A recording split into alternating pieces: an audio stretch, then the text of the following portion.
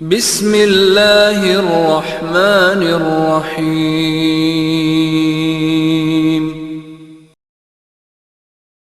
ہم سب کو سوچنا چاہیے کہ قرآن کی کس حکم کو میں ابھی تک نہیں مان پا رہی، تو آپ دیکھیں گے اس کے پیچھے رکاوٹ کیا ہے۔ اس کے پیچھے رکاوٹ ہمارا اپنا نفس ہے، ہمارا اپنا دل ہے۔ جس چیز کو ہمارا دل مان جائے، چاہے ساری دنیا اس کو برا بھلا کہتی رہے، ہم کر لیتے ہیں۔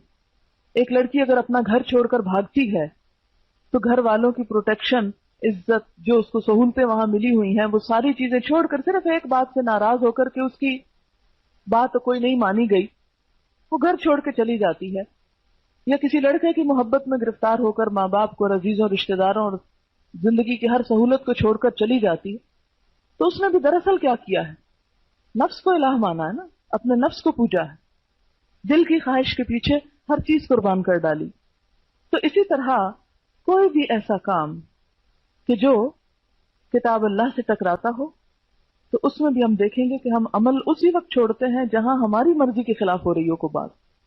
معاشرے کے خلاف ہم اس پہ بھی سٹینڈ لے لیتے ہیں، اپنے والدین کے خلاف اس کو بھی چھوڑ دیتے ہیں، سب کو ہم چھوڑ سکتے ہیں، لیکن سب سے مشکل ترین امتحان، سب سے سخت ترین امتحان اپنے دل کی مرضی کو چھوڑنا ہے۔ سب سے سخت بات۔ کل ہی کوئی مجھے قصہ سنا رہا تھا کہ ایک لڑکی کا واقعہ، کہ اس لڑکی کو ہر ایک نے سمجھایا، رو رو کے سمجھا۔ کسی لڑکے کے ساتھ بھاگ گئی، اور بہت ویل آف گھرانے کی لڑکی تھی، اور بھاگی بھی کس کے ساتھ؟ ایک مزدور کے ساتھ جو ڈیلی ویجز پہ کام کرتے۔ اب ظاہر ہے کہ ایک خاندانی لڑکی ہو، اور اس کے بعد کی شرافت کی پوری دنیا داد دیتی تھی، کہ یعنی اتنا پائس انسان اور اتنا نیک اور اتنا، اب بیٹی جو ہے وہ کسی ایسے شخص کے ساتھ چلی گئی۔ اب آپ خود سوچیں کہ خاندان کے لیے کتنی بدنامی کی بات ہے، کتنی بری شہرت ہے۔ دادی گئی، نانی گئی، ماں گئی، دوست، عزیز، رشتہ دار، ہر ایک نے سمجھایا، لیکن لڑکی نہیں مانی۔